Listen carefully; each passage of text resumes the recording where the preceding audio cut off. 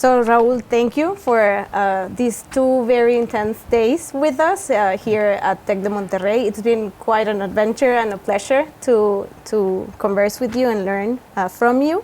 And faculty, students, and everyone has gained a lot from these conversations that I'm sure we will continue in the future. So one of the things that really, I think, resonated with us from what you've shared is a lot of the values that seem present in your research and your practice are also the values that we try to instill in our students and that are present at the school. So what I wanted to kickstart this conversation with you was exactly on how we can share and instill this in our students. We think a lot about what an artist or a designer or an architect or an urban planner and designer needs in terms of just their professional competencies, but it's not just that they need, right? So this idea of instruments of advocacy that you have shared really seems very exciting and very provocative, and also very hopeful for communities and for the students as well. So I was wondering if you could just dig a little into that idea. Thank you very much, and again, it's really been a pleasure to be here at the university, and it's just exciting to meet everyone and what the faculty are doing, and you have a fantastic ecology, and I think I've learned a lot from it. So it's reciprocal, so thank you very much for it. You know, when we talk about education, actually we have to be aware that we all, whether it's in Latin America or in South Asia, we carry a colonial legacy. During colonialism, the schools that were established were designed to make draftsmen. They were designed to make people who would draw up ideas of someone who was a primary architect. Of course, we have adapted and reacted to it, but we haven't shed it enough. And I think our education is limited, and I say this broadly for the Global South, by a very singular imagination of a model of practice. You know, it's a passive. It's a passive expectation, right? We expect we'll graduate as architects, maybe we'll work with someone who's a good architect for a year or two, and then if we have the privilege and the support of our family and we have a small room somewhere, we start an office, and then somebody who we know gives us a house or a little interior renovation, right? We do 2-3 houses, somebody will say, oh, they're very talented, and maybe we'll get a small community center. It's a very pre-imagined kind of trajectory. I think education reinforces it, right? Because when we teach students in the present pedagogical framework, you go through scale, right? You do design exercises, you do a house, you do a community center, and by the time they reach their thesis, maybe they design an airport, right? It's seen as a linear, and it's seen as an expectation that you would grow in scale and complexity. But that complexity is limited to the physical manifestation of architecture. And I think in the future, in the Global South, and I use the Global South in a broad way, just for the ease of communication, would be to, and the reason for this is I would define the Global South as being characterized by inequity, injustice, native and elite cultures, formal, informal, all the crazy binaries by which we define the world, right? The dissolution of those binaries actually require multiple modes of engagement. Actually, they require multiple models of practice.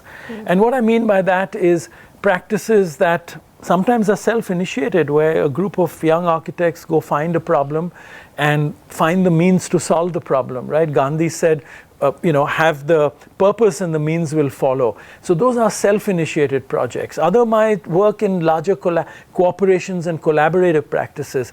I think our pedagogy has to expose students of different ways of doing things and engaging with society. As I was saying earlier in the talk I did, society invests in doctors to keep us in better health.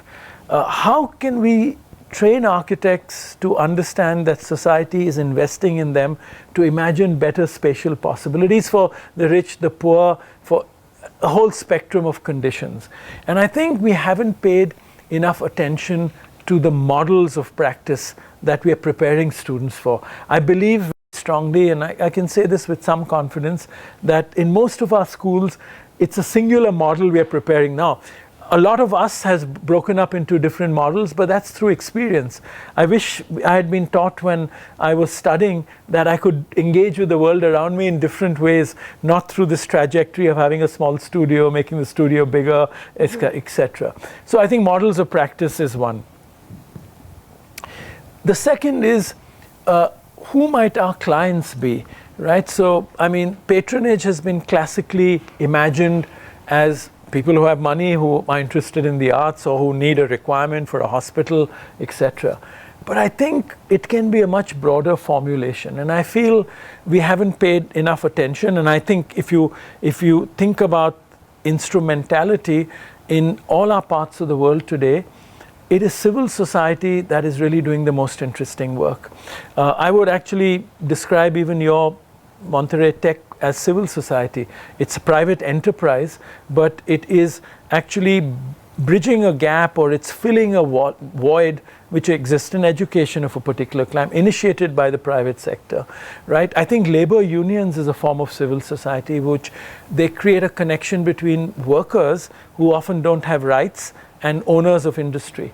So if I might try to describe civil society, I would say it's that part of society that has the empathy for the grassroots, and it has the wherewithal, the confidence, the education to negotiate with more powerful forces, right?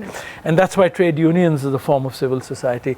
I think we should, as architects, see ourselves as part of civil society, where we are negotiating with these two ends. We're not aligning with one or the other. Otherwise, we tend to align with private developers or with very rich people and do their work. Or some of us who are maybe morally very committed might work in poorer communities, but we should be able to move through that spectrum, because it's by moving through the spectrum we'll become agents in transforming both conditions, and then we will have the agency, the empowerment to actually become part of civil society that can be transformative. And I think we are bridges in society to identify problems, to articulate them in particular ways, to find the resources in a way to make and solve some of those problems by creating awareness among elite cultures, but also by negotiating with elite cultures and resisting it. And so I think maybe in the 60s and 70s in all our societies there was an edge of radicalism, and we were more energized to make that change.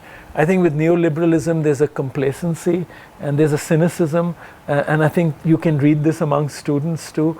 And I think one way to transform that would be to also in pedagogy show other ways of engaging with the world and transforming it. Wow, that's already a lot of ideas there. I would say, as someone born after the 60s, there's also nostalgia from those of us born in a very neoliberal time to the force and the energy of that, and we long for that. But and our students too, I see it, but there's sometimes like this inability or not knowing how to engage with that, how to engage with the bigger societal problems. And to connect to another of the ideas that you shared now, this idea that universities and institutions have a lot of difficulties in recognizing the different aspects of just activism, research, practice that you were just saying are very nourishing in general for these experiences. I don't know, Alfredo, even you come from activism. You came into academia after activism, so it's universities tend to categorize us as one thing or the other, but you've navigated that, woven it together very powerfully, I would say. How do you do that, and what ideas can you share of how you have successfully done that we can learn from? No, thank you. I think that's a wonderful question, and it in a way makes me want to self-reflect. So I'll respond to that question at two levels. One is at a more, I think, critical, analytical level, but the other at a very personal level, and it's something I've not thought about very much, and so thank you for this question. I think to the last part of your question, how has one navigated this? I think, my trajectory, and this is at a personal level, I studied architecture, I came to the US to study urban design. I found urban design in the way I understood it very powerful, because I I understood it as being a bridge practice, and I understood it as being something that really straddles the abstraction of planning and the site specificity of architecture, but it creates feedback loops so that you can actually transform either, right? Which means through looking at the implications of planning policy and urban form, you could understand the problems that will occur and try to get the planners to change policy to not make that happen, etc. But I did all of that and I went back to India right away. I wasn't attracted at all to stay in North America to work. And I was in practice for, I think, between 13 and 15 years before I even started teaching. But during my practice, I did a lot of advocacy work. The kinds of things, that Alfredo, you were perhaps involved in. I ran an urban design research. I didn't teach for a day in my life, but I was on the ground doing advocacy. I was writing about the city. I was trying to change the conversation. I was doing things like walking tours in the historic district to have a grassroots popularity about these buildings, etc. And thinking about it critically, reflecting, but never with the idea that I would teach. And when, through a series of accidents, I got a first teaching invitation, I was struck, and this is the first part of your question, I was struck by the insular nature of the disciplines. And I was struck by the fact that while the integrity of disciplines was important, the culture of planning, and they were isolated. And I think it happens for two reasons. One is the insecurity of not being part of the real world, and therefore not having the confidence to engage with that nimbleness. And the second, a kind of culture that occurs in universities where your peers judge you by parameters which have nothing to do with the real world. It has to do with what you're publishing within a rhetoric. When I came to Harvard as the chair of the urban planning and design department, I was thrown into the first chair search, the first professor search, which was for, I think, a housing professor, I think it was for a housing professor. And I was struck at the people who were coming and presenting. I was all new to this because I'd always been in an architecture department. Suddenly I was in a planning department. And somebody presented their research on single women car ridership in the suburbs of Detroit between 1976 and 1982. The specificity was incredible. Crazy. And I thought, my God, that was before iPhones. The world has changed a lot. What are we talking about? And it brought home to me the fact that it was very insular. So therefore, as chair of the department, I think one of the things I'm very proud of is that we began to create conversations. We then hired a geographer, somebody from the social sciences. We began to see how we could create an ecology of professionals who were connected in some way, not only to other disciplines, but also models of practice, in the real world. I was writing, and my writing, I don't even consider scholarship. I consider it, like I was saying, propositional and just observing things on the ground. And I used to say this jokingly, and I really mean this more in a humorous way, so I hope nobody is offended by it. But I said the culture of the academy in the US is that if I wrote an essay and I gave the reference of one or two articles, they would call it plagiarism. If I did an essay and I gave 10 references and footnotes, they would say it's good synthesis. And if I did an article and I put 45 footnotes, they would say it's original work, right? It should be exactly the opposite, where I can speak from my instincts about my observation. But there's not that much value given to observations, and there's not that much value given to what I was calling propositional research, where we collectively and collaboratively build theory through propositions we make from our lived experiences. So I think the lived experience aspect, which now I can see in the academy they're paying more attention to, is very, very important. And stories of indigenous people, stories of minority communities, stories that were never told are stories that will help us build new forms of theory.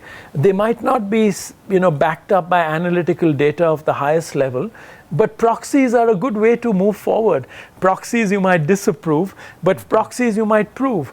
And I think we have to be a little more nimble, because our professions Not so much about precision, because we are trying, design by nature is about resolving contestations that are very complex in society, and any project, it's magic that I think Rem Koolhaas or someone, I think it was Rem Koolhaas, who said that the morning before a project you know nothing, by the next morning you're an expert in that field because you're synthesizing. You talk about whether it's an art gallery or a hospital, it's complex. We confront programmatic requirements for the first time on every project, right?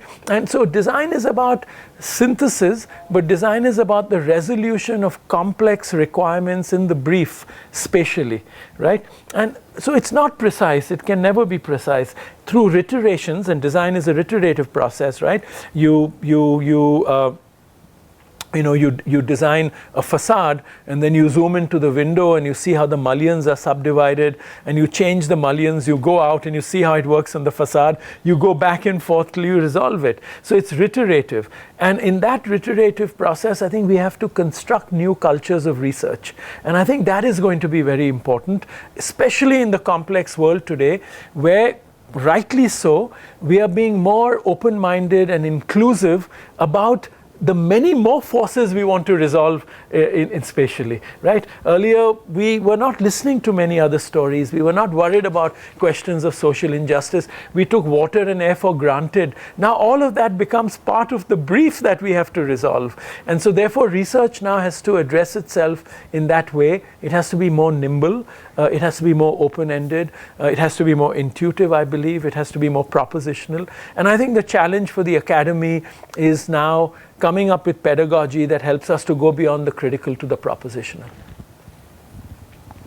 Well, Rahul, thank you again, because every time that we can talk with you or your lecture or your ideas change every second what I'm thinking about, that the architecture, the urbanism, and I want to talk about that culture of research, but before of that, it will be my second question, but I want to recover when you talk about that 60s and 70s, what more radicals, when they was talking about that engage to the world and transform.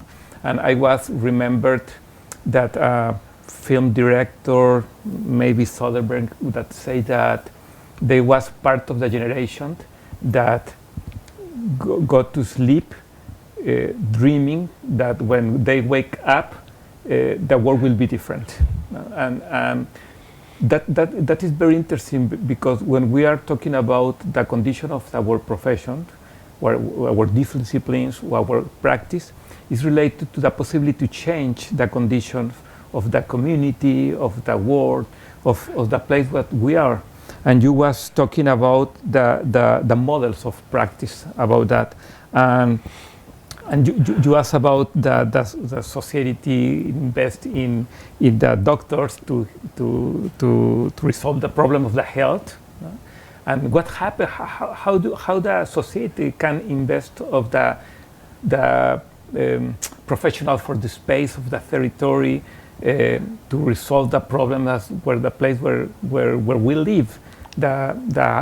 The housing today is a very, very big problem from our cities, and how we can engage with this kind of problems, and the challenge for the university also from the discipline. If our discipline is like a bridge, what kind of bridge we need to build to resolve this kind of problems? Yeah. No, I mean, Alfred, that's a beautiful question and a very complex one. I wish I had the answer, and I must humbly say that I don't, and I don't know, but let's together speculate about it, right? I don't know. I think you described the generation of the 60s and the 70s. You have to zoom out a little bit, I think. And I'm now thinking on my feet, so excuse me if this doesn't make sense. But, I think we can't forget the world wars, and we can't forget the Second World War, and we can't forget the construction of a new society. Mm-hmm. And wonderful ideas came out of it. Some ideas where people felt the solution was to universalize the solution and make it one planet. There were other ideas like the third world, which were about finding a different direction and recognizing it. But it was all about optimism, right? Okay. I mean, there's a theory that explains the fact that we are almost in a world war now because the last generation, there are not many people alive today who were alive when World War II happened, right? That generation has faded. And so the memory has kind of gone, right? And so even when we talk about liberalism, I mean, you look at the politics of America, the reaction to wokeism and liberalism comes from because there's a generation now who were born in the 90s who are liberal and woke because they've learned liberalism second and third hand from their grandparents and their parents, right? They were not even born where the civil liberty movement happened, right? They've not seen that struggle. They were not part of Woodstock. They were not part of the growth and the birth of liberalism, right? But they've learned it second and third hand from the values that their grandparents and their parents gave them. So there's a detachment, and that's why there's a reaction of a correction. So I think one has to also look at the practice of our disciplines within that broader context. This is what I meant by the context of the context. We try to find the solutions in the context, but if we don't place the context in a broader, very ambitious context, I don't think we'll see the intersection. No, there's that famous story about research, which I'm sure you know, where they say this: in the night, somebody was walking and they saw a man standing under a lamppost looking around, and he asked, "What are you looking for?" He said, "Oh, I've lost my keys, I'm looking for my keys." And the man says, "But your car is there, how did you lose your keys here?" He said, "Because there's light." Right, so we look where there's light, right? So therefore we have to become much more ambitious about where we place our questions, right? And in that sense, if you take the disciplines which were really formalized, I mean, you could say architecture existed before that in the Beaux-Arts, but those were forms of practice. But modernism grew out of that period where it had a social agenda, which it's lost. Modernism has now become a style without the social agenda, right? It's the same thing as what has happened with the liberal thinking. It's become liberal thinking without the context of the social agenda of creating equity and all of that, right? And so I think in the context of today, if I had to just take a intuitive leap, and of course people discuss this, I think nature is the sacred. We can't take water for granted, we can't take air for granted, we can't take food for granted, contamination and all of that, right? So if you take that rubric or you take that challenge, and of course climate change, the problem is, and I'm sorry this is a bit of a deviation, but climate change is a rubric which it's everything and nothing. You can't feel it, right? So what does it mean for architecture and climate change? I think we've got to get very specific in how we articulate our disciplinary positions within the global challenges. And if we don't do that, it'll all be critical, it won't be propositional.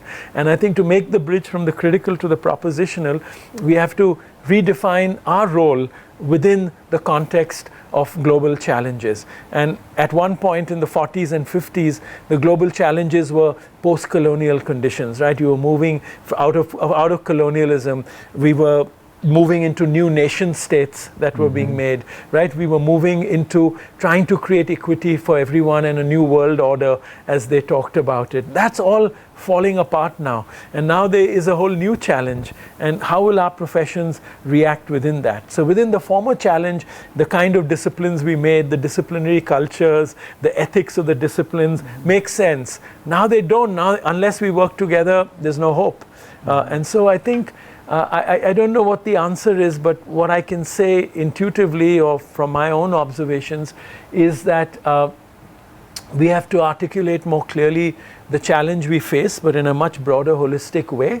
But within that, find ways we can act, ways we can make the commitment, take the risk, put our necks on the block, in a sense, sorry to use that expression, to actually find the better solutions for humankind, right? Not describe the problem. What is frustrating for me about climate change is every conference I go to, the problem is described better, but the propositions don't emerge. How to describe it, yeah. Does that sort of answer somewhat? Or you can expand it. Really. And talking about that, when you talk about this model of development, the pre-imaginary trajectory for the students in the post-capitalism moment. What happened when your provocative work, we can see that bottom up for your project that you can build? How can be the way in opposition to the idea about housing, condominium building, no? This kind of transit from the professional way on the bottom up to be close from the problem for the people, from the community, and hoped that this kind of process can help you to build the solution that you need. You know, I think it's a matter, I think to start with, it's a matter of finding a way that we have a voice in society. And what does that mean? I'm not sure, but I think we have to have a voice in society. I don't know, maybe Alfredo, more than Karen, you will remember, that's a compliment to you, is that architects were seen as very trusted people. You know, if I was traveling in the 70s and 80s and you went somewhere and you wanted to see a building and you said you're an architect, people let you in. There was a trust, I don't know, and maybe like a moral there's a moral, there's a moral character there.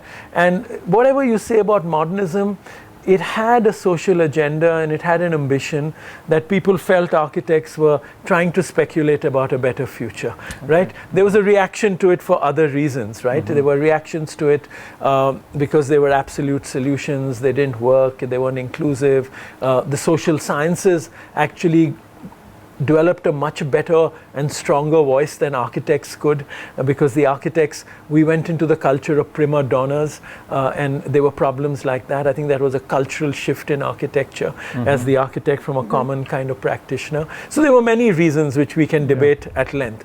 But there was something about the moral position of the architect that we've lost. Now, when people think of an architect, they think of someone who's sitting in bed with a developer, with a politician, wants to make more money, is going to do, real estate, etc.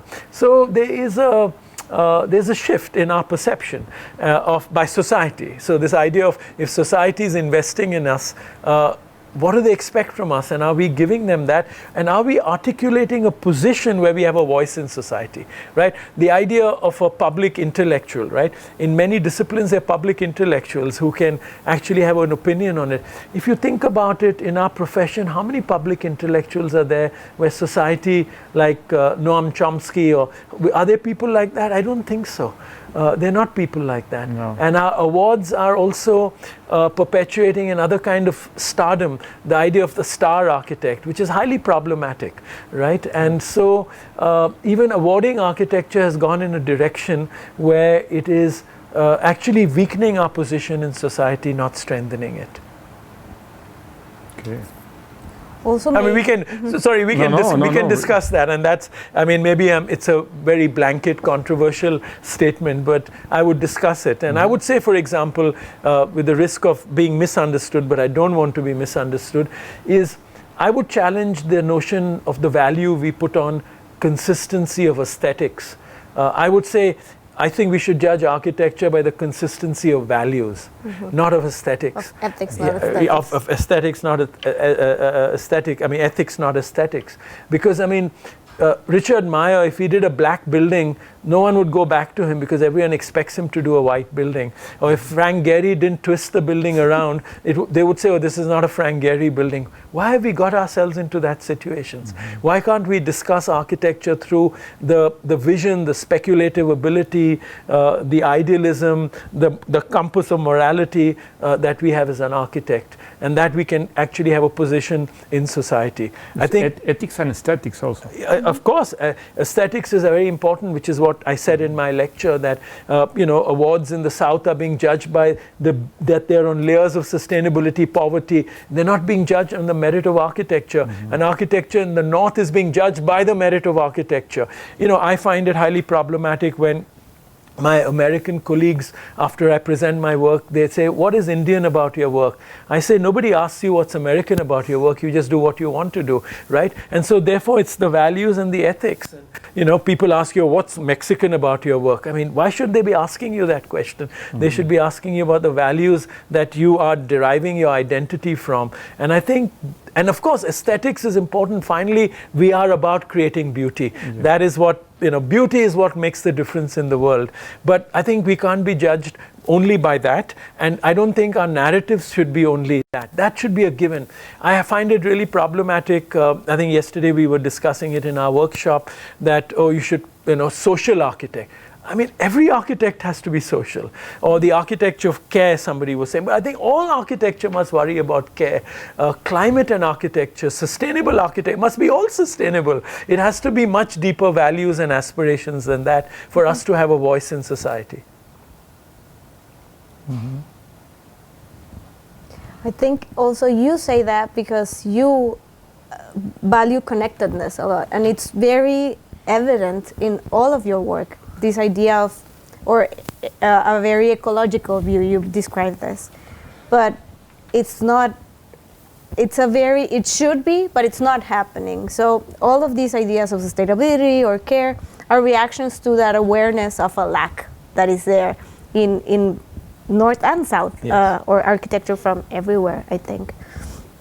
I was thinking of this idea of the broadening of the scope of what architects and urban designers can do, which maybe from the majority world, South, tropical countries, it becomes even more relevant, being able to do architecture for the 99% or being able to do architecture for different types of clients, but also because there's a lot of spatial ability to build in general in the population. So architects are not or the necessity of society is not just that. Yeah. I don't know. Yeah. No, mm-hmm. That's, I think, a very critical question, Karen, what you've just articulated. Yeah. And I think it can be discussed at two levels. I would say a problem in the South, I'm using South, we can have other nuanced references, is that the large cities, Monterrey. Sorry, I'm going to stop that again. You can cut here. I think one of the problems is that in the global South more generally, the larger cities, and I'm talking about cities over 5 million people, Monterrey, Mexico City, Mumbai, Delhi, Calcutta, Bangalore, Hyderabad, Guadalajara, all of that. I think these have become black holes of intellectual and financial capital. They are sucking up intellectual capital and they're sucking up financial capital. That's why the weapons of mass construction, in the words of my friend Arjun Appudurai, are just going through. Because these cities have the capacity for governments to apply for central funds for infrastructure. There are 7 million people, so they're vote banks. So central governments give them money so that people are happy that there's metros and parks or whatever it is. So they're black holes. I think architects have become trapped a part of this black hole. And we are all focused here. So young architects in Mumbai are adding and renovating a toilet or adding in the kitchen or making one floor on top of somebody's apartment. They're doing work like that with no influence at all. Their concerns are very large, but their influence is nothing because they're geographically tapped. Geography is destiny, right? Mm-hmm. So you're geographically trapped. Think about it to what you're saying, which is absolutely bang on because it's the most critical thing if we have to be agents of change. Now, there are poorer communities here, there are favelas, there this. Mm-hmm. Of course we could be doing things, but it's so contested. Politically contested, financially contested, culturally contested, socially contested, and it's very difficult, right? But there's a whole landscape where I would argue, I don't know Mexico well enough, but in India, more than half its population lives in places that are 50,000 people, 100,000 people, but no architect goes there. There's no infrastructure for them. They don't have the internet. The food and the water is probably not right. And they want to go bars in the afternoon, evening because they have friends. There's a whole cultural lifestyle, right? So we've lost that drive to make that change. In India, when you studied medicine up to the 80s and 90s, you had to spend, I think it was 6 months or 1 year to graduate, like we have in architecture internship. You could not do your internship you had to go to a village to do your internship. It was called rural internship. And doctors went and lived in a village, and they saw diseases, they saw sanitation, they saw public health. I mean, they learned a huge amount, and they became transformers of that condition. So let me say our institutes of architects or the tech here, you invested, like you're doing beautifully, in communities in other parts of the cities. That's a good start. But if tech invested little hubs, which were like youth hostels in small towns in the rural areas, where architects had to go and do internships, and they stayed for 6 months. There was good internet connection, safe water, decent food, and it was like a youth hostel, and they stayed there. They would transform the world because they would have that basic. They would meet local people. They would be transformed, and they would transform, because that is a two-way cycle. Yes. You also get transformed by that. And they would build constituencies. They might find a patron in a tribal community that would become their patron. They would do things. I mean, they would be transformative. So, I mean, I think pedagogy has to support through infrastructure, but also through a form of idealism, younger people to go out. And we have to become mindful that if we focus all our energy in these big cities where our institutions are, where we all live, they're black holes. They'll just suck us all in. The real time bomb of human settlements lies in the countryside in all our countries, especially in the global south. And I think we should shift our gaze and find ways that we can actually become agents of change there. We're more likely to succeed. Wow, good. Really, very powerful idea. Very powerful idea. Yes. And if we can combine this idea with that you was talking yesterday about that practice, research as a practice, practice as a research. How to play the game about that rules, global rules about the research, where you are in that disciplines, and you can transform and have these kind of opportunities in the black hole that you were talking about. I mean, I think these are cultural shifts that have to happen not only within our profession, but also within the landscapes of the academy, right? Because what we recognize as work is based on a certain parameter, right? Academic, you peer-reviewed journal, unless Q1, it's Q2, all of that. So I think we have to form a community where we recognize other things that we are doing, which have value, which can be built on, because otherwise it's a silo, it's a bubble that we are living in. It's an illusion of how we review our peers. Yes, of course, academic rigor is important.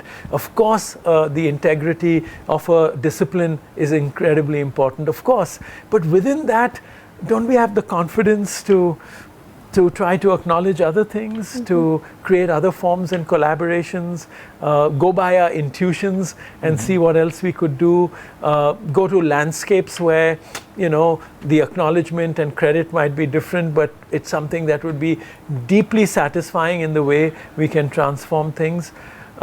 Yes, maybe this is idealism, and maybe institutional structures are working against us. But I think it's very important for civil society to recognize this. I give you the example of India. We got independence in 1947. It was a brave new world. We were engaging with Nehru, Corbusier. We were building a completely new India. And the greatest architecture happened there. We had the most wonderful sets, first generation architects who were reconciling modernity with regionalism. Amazing things were happening. In 1970s, we had a state of emergency, and Indira Gandhi imposed a state of emergency. But what that really was a wake-up call that we were living in an illusion. We hadn't solved poverty. We hadn't included tribal communities. It was an illusion we had lived in about that. And that's when modernism gets a bad name, because it was creating the illusion of a brave new world. But there was another reality. And what's very interesting that in the 1970s and 80s, the amount of NGOs, the amount of barefoot architects, the amount of activism that happened in the profession for housing, for slum dwellers was amazing, because the profession reacted to that condition. And then in 1990 we liberalized our economy, neoliberal. All of that went out of the window, and architects thought that the shining world from New York was the world we had to embrace, and capital arrived and it was impatient, and of course it had resistance in places like India, which were democracies, but the profession, I think, got very disoriented, and it's yet recovering from that, I believe. And I think what I'm saying perhaps resonates in many parts of Latin America in some ways. Sure. And I think, again, I go back to the idea of the context of the context. Every site that we build on, we should interrogate this broader context and why we are building on that site. What are the forces acting on the site? Why are we acting in the way we are being made to act on the site? And can we do that differently? Can we redesign the brief for the client to make it a win-win situation for everyone? I think it's those fundamentals that we have to. Otherwise, what does architecture become? You get a site, they tell you leave 3 meters on all sides, you have an FAR of 5, and make it most efficient, right? And it's gymnastics. It's not, and that's why now architecture has become someone is twisting, someone is turning, someone is going higher, someone is more shiny than the others, all to get attention. It has nothing to do with building society in a way. And this might sound terribly nostalgic and idealistic, but I mean, if you're not idealistic, I don't think we have hope. Exactly. Well, Rahul, I don't know if you have another question, Karen. We are finished this amazing conversation, but because well, we have recovered of that, the conversation, the lectures about that idea, about that, the capacity to the observations, the importance of the praxis, the idea about the urban design as a practice, as a bridge, because it's a practice, no, and the context to the context, obviously, and dream, believe that you can do it, and can become an act. That is very, very interesting. Yeah. How you can close this experience and conversations in the global south, between India and Mexico. We start the conversation yesterday, question about that.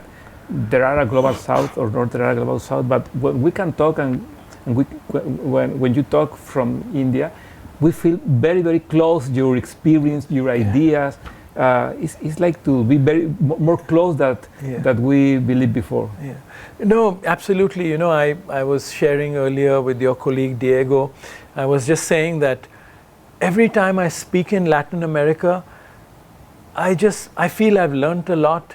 I feel I have touched or reached out to people and they've understood what I'm saying. When I speak in Boston or in the North, I struggle because I have to keep explaining and justifying and translating, and a lot gets lost in that. It's not, the resonance doesn't occur. And I think we share many things in common. I mean, at one level we could say we share the fact that we struggle with resources, we struggle with the inequalities in our society. But on the other hand, we also are benefiting from deep traditions, from a confidence of societies that are older, that have traditions, that have empathy to understanding nature through native people, through tribal cultures, through a variety of ways where there's a completely different understanding of the world. And that we are empathetic to it, resonates with us. In fact, I feel often on my projects, however responsible you want to be, you always feel that there's something that you're not doing right. And that comes from the contingencies of the pressures of building for a client quickly. And there are also needs that are being fulfilled. So you justify in your head that you've made some balance. But I think this schizophrenia that we live in is actually very healthy. And I think it's very important for human beings because, I mean, what is life finally? And I think in the North, and that comes with affluence. With affluence comes privilege, with affluence comes confidence, with affluence comes an illusion that you can do an absolute solution and that's the solution. And, you know, it can be applied everywhere. I think we have to find ways of learning from, being inspired by. Actually, the dichotomies, the schizophrenia, the chaos, the kinetic condition that we live in. And I think in our parts of the world, we live in many times simultaneously. You know, I was once on the aircraft flying to India, and there was a American businessman sitting next to me, and I started talking to him, and he said, well, I love living in India. So I said, what do you love about living in India? So he says, what I love about living in India is in the day I go through 4 centuries. So I said, what do you mean? He said, I get up, I go out of I get up in the 21st century, I'm on email and Skype and Zoom, and then I get into my car and I go through the streets and I feel I'm in the 18th century, and then I get to some other place and I pass in a 19th century, and I get to my office and I'm in the 20th century, almost in the 21st century. And he says that happens every day. And I thought about it, and I realized that all of us in our building practices, the craftspeople we use, the traditions that they bring to the craft is over generations sometimes. Yeah. And we look in the environment and we see traditional structures that centuries have been there. It inspires us. We study it. I think there's got to be more of that. We've got to find more ways of resolving what is otherwise schizophrenia. Yeah. And not saying that there is a simpler paradigm. Mm-hmm. And I think what we must resist is any form that makes us universalize our thinking, because I believe the North can learn a lot from the South. Yes. Mm-hmm. It's just that the South hasn't confidently articulated its position adequately and framed it in a way that it can also question critically what other practices have been. Rahul, thank you very much. Karen, thank you very much. This conversation to be continued. Absolutely, and would love to continue. Thank you, Karen. Thank you. Thank you very much.